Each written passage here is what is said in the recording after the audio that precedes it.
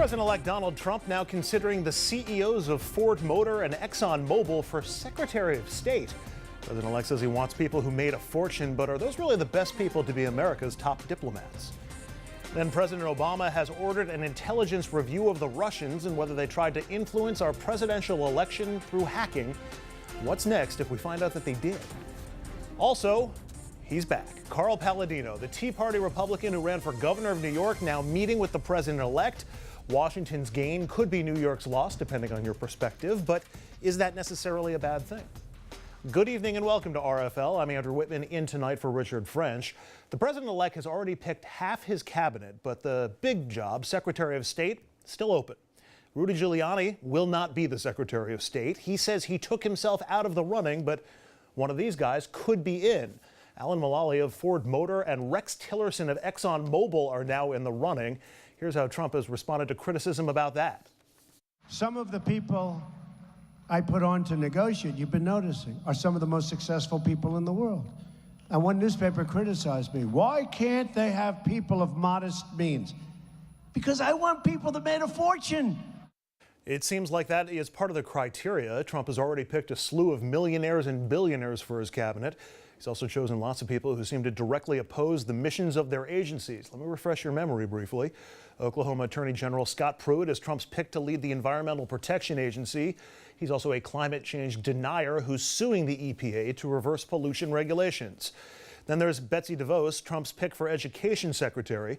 She spent her career funneling big bucks into privately run schools and pretty much opposing just about everything about public education. And don't forget about Tom Price, the Health Secretary nominee. He spent the last several years trying to ditch Obamacare. Let's not forget the Affordable Care Act has provided health insurance to 20 million people. And then there's the Labor Department. Trump's pick isn't exactly a supporter of the people doing the laboring. Andy Puzder is the CEO of the fast food company that runs Hardee's. He's against raising the minimum wage and opposed to expanding eligibility for overtime pay. Let's find out what our panel tonight thinks. Jerry McKinstry is here. He is the managing director of the November team. That is a Republican-leaning political consulting group. Scott Vanderhoff is with us. He is the former 5-term Republican Rockland County executive. He's also the co-chairman of the Palisades Institute for Dominican College. And on the other side of the table, all alone tonight, sorry about that, Dominic Carter, political journalist and author. Let me start with the ExxonMobil and the Ford Motor. I understand outside the box thinking, but Scott, for America's top diplomat, for Secretary of State, is it wrong to say that we should have somebody who's got diplomatic experience? What's your reaction to the CEOs in the mix? Well, the Exxon chairman has some experience in international relations. He does have experience in Russia, which is one of the most important, I think, nations that we either as adversarial or otherwise. So it's not that he doesn't. I think the Ford Motor Company is almost... I think what Trump does is the reality show deal, so he brings everybody in, even if they were opposed to him or not, and he may not have a real shot at it. But I think it's important to note that I think the president-elect is trying to find someone who's generally successful and has an ability to deal with these things. And I don't think it's, I hope it's not just strictly on whether he's a billionaire or not.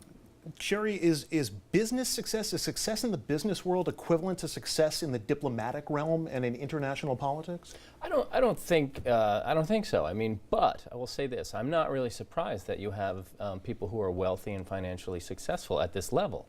I mean, if you are going to be Secretary of State, travel the world, meet with world leaders, you better have some diplomacy skills, but also you should be successful. So, you know, I'm not surprised that that he's got a lot of wealthy people in his cabinet. I'm surprised that he's touting it a little bit, you know, that he's touting it a lot.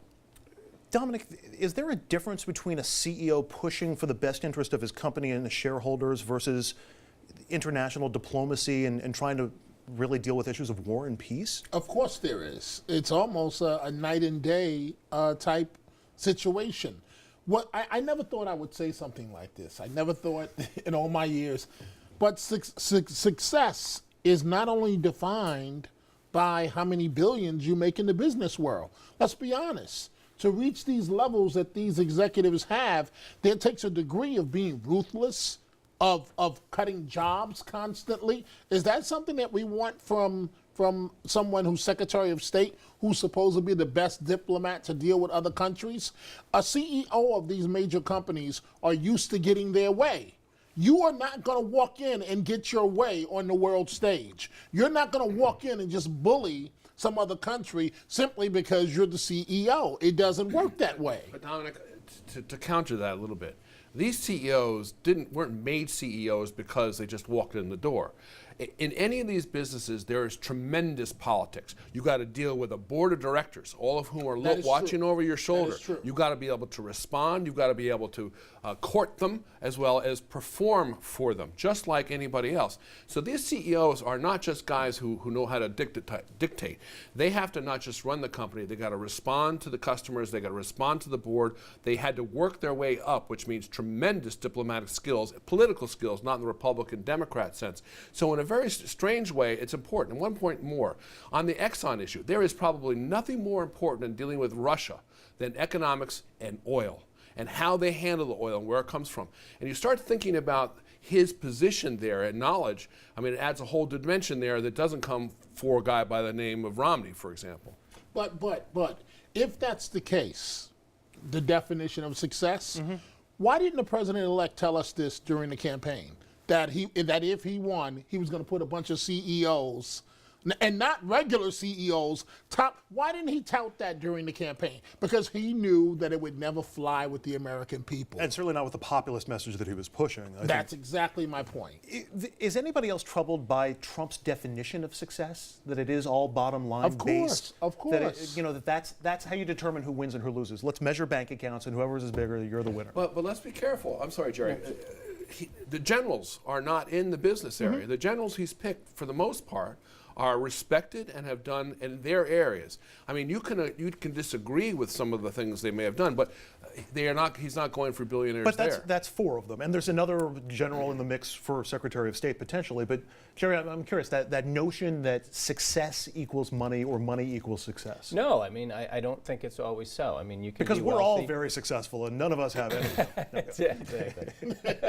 It's sort of the notion we're of not happiness. being considered either. That's right. We're not in the in the ballpark here. Is there a danger in that, and especially with that bleeding over into a presidential administration?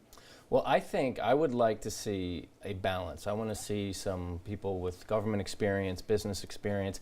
Actually, ideally, I'd like to see somebody in a Secretary of State who's been in government, maybe they've been a governor, have worked in the private sector. I mean, to me, that is probably the ideal candidate. I do like Mitt Romney as a candidate. I mean, and John Huntsman is another guy. He's not really, in play, it seems, but that's another one. I think he's got government and sort of private sector experience. So that's what I would like to see.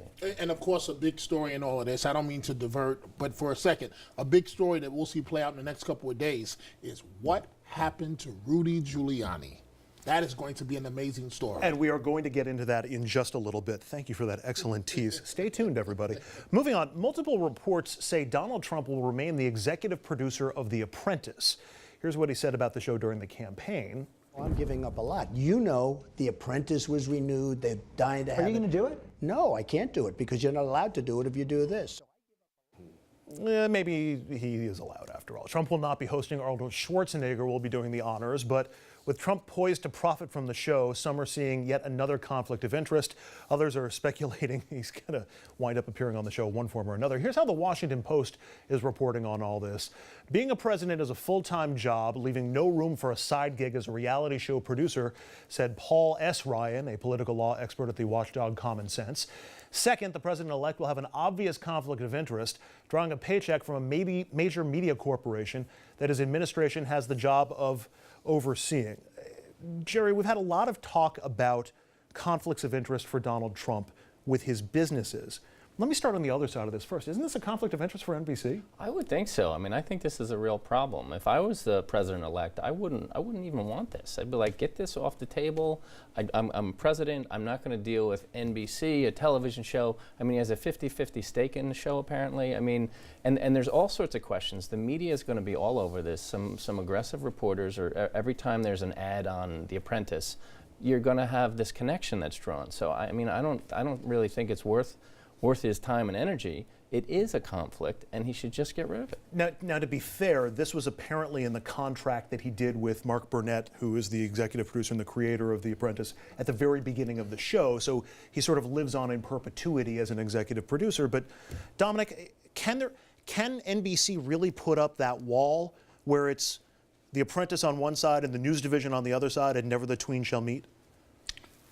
In this case, I just don't see how it can be done, Andrew. There are all types of conflicts of interest. I mean, a question that I'm asking myself is, okay, the contractual agreement, I understand that, but why can't you still be involved but remove your name from the credits? Why would that be enough if he was getting financially rewarded?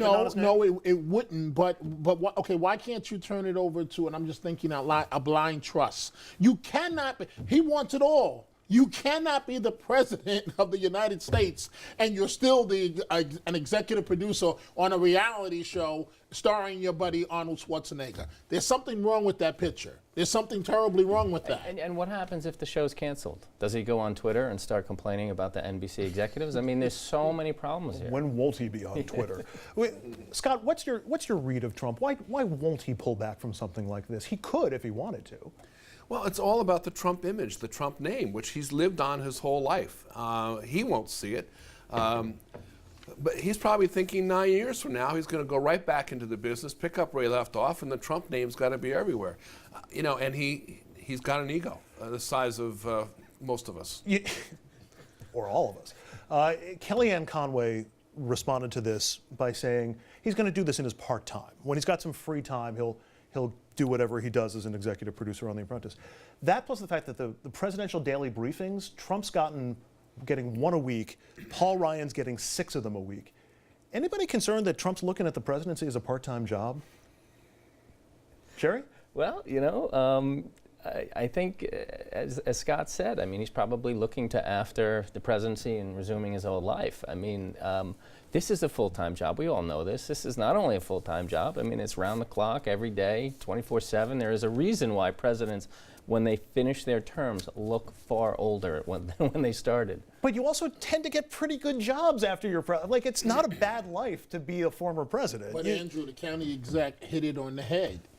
Mr. Trump's ego is bigger than all of us times 2. And that's an excellent point. If you think this is a part-time job as president of the United States, why is it when Bill Clinton, George W. Bush, Barack Obama, first African American, they came in looking young in terms of their hair, when they left they were all gray or partially gray? Doesn't that physically say the whole thing? And in all likelihood, unless he doesn't take the briefings, the same thing is going to happen to this president.